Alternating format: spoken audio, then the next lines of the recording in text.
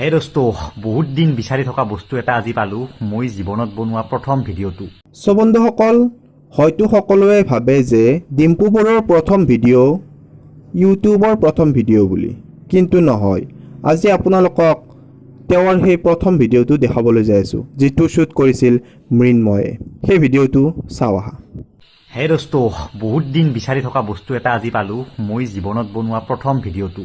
মই বনোৱা নহয়, গীটাৰ থোৱাতে মৃন্ময়হঁতে মোৰ বনাইছিল ভিডিঅ' এটা। এটা মই চাইকেলত ষ্টাণ্ড দিছিলোঁ তো এই লিংকটোত ক্লিক কৰি চাব পাৰে সেই ভিডিঅ'টো চাওক। ডিম্পু বৰুৱা আহিছে বাইক ষ্টাণ্ড দিব, চাইকেল ষ্টাণ্ড।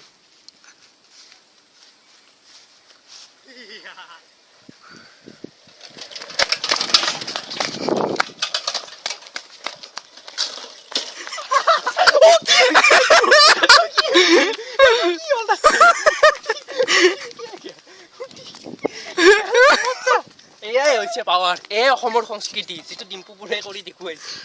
Thank U.